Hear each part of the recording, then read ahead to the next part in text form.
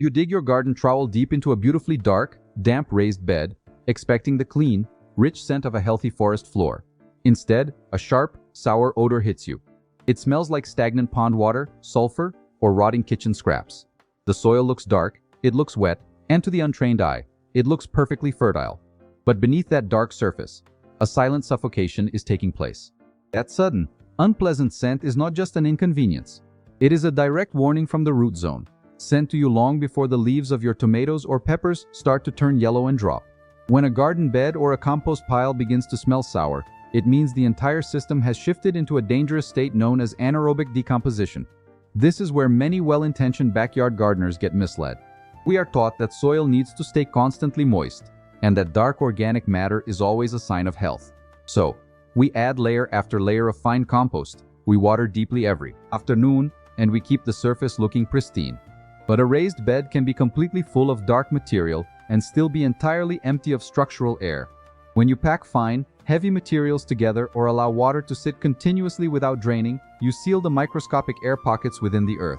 Soil is not supposed to be a solid block of dirt. A healthy garden bed is actually a vast network of tiny caves and tunnels. Half of the volume of productive soil should be empty space, shared equally between water and oxygen. When you eliminate those tiny air caves, the beneficial, oxygen-breathing microbes that process nutrients for your plants begin to die off. In their place, a different class of biology takes over. These are anaerobic bacteria, organisms that thrive only when oxygen is completely absent. They do not break down organic matter cleanly. Instead, they ferment it, releasing volatile compounds like hydrogen sulfide and ammonia. That sour, swampy smell is the physical gas produced by these microbes as they consume your organic matter in the dark. The human cost of this mistake is frustratingly invisible until it is almost too late. You might notice that your plants have stopped growing, even though you are watering them regularly and the soil feels wet.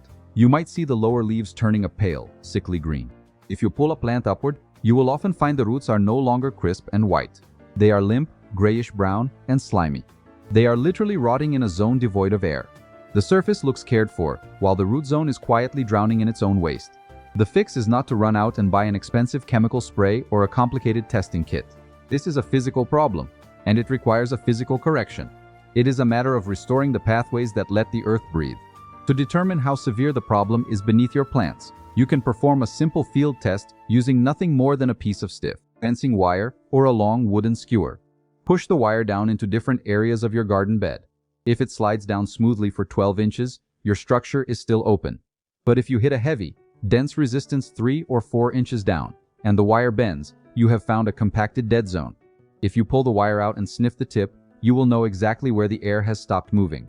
If you find that your compost pile or an unplanted raised bed has gone sour and waterlogged, the solution is straightforward. You must introduce coarse, dry carbon materials to create permanent physical structure. Fine grass clippings, dense kitchen waste, and powdered peat moss tend to mat together when wet, acting like a layer of wet cardboard that seals out the air. You need to counteract this by mixing in rougher materials that refuse to compress easily. Coarse, unscreened wood chips, dry autumn leaves that have been roughly shredded, or clean straw can be incorporated deeply into the wet mass. These larger pieces act like small pillars within the earth, propping open those vital microscopic caves and creating permanent channels where fresh air can circulate. Every time you turn that material over, you break the seal and force oxygen back into the dark zones, instantly halting the anaerobic fermentation. But what if your raised bed is already fully planted, and your prized tomatoes are sitting directly above that sour, stagnant layer?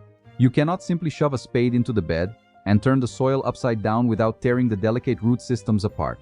In an active, planted bed, you must use a method called vertical venting. Take a slender, clean tool like a long screwdriver or a half-inch wooden dowel.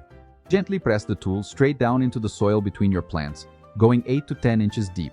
Wiggle the tool slightly in a small circle to create a clean, vertical chimney, then pull it straight back out. Repeat this process every 6 inches across the affected area. These small holes do not destroy the root system, but they act as open air shafts, allowing atmospheric oxygen to penetrate directly down into the compacted, smelly depths. Within 48 hours, the influx of fresh air will begin to suppress the anaerobic bacteria. To prevent these holes from simply washing shut during the next rain, you can lightly sprinkle a handful of dry, coarse sand or finely crushed dried leaves across the surface, allowing the particles to slip down into the chimneys and keep them propped open. From this point forward, you must change how you manage that bed. If the soil is holding onto water so tightly that it smells like a swamp, you must reduce your watering frequency. Do not water based on a rigid daily schedule or because the very top half-inch of mulch looks dry. Dig your finger 2 inches down into the earth. If it feels cool and damp, step away with the hose. Allow the soil to dry out slightly between waterings, which forces the earth to contract and pulls fresh oxygen downward as the water recedes. Think back to that garden trowel cutting into the damp bed. A sour smell is not a sign that your soil is permanently ruined or that you lack a green thumb. It is simply a physical system out of balance, a cry for air from a living world hidden beneath your feet. Once you understand that the scent is a diagnostic tool, you stop seeing your garden as just a box of dark dirt. You begin to see it as a breathing network that requires structure just as much as it requires moisture. By propping open those invisible caves, you stop the rot, clear the air, and give your roots the room they need to breathe again.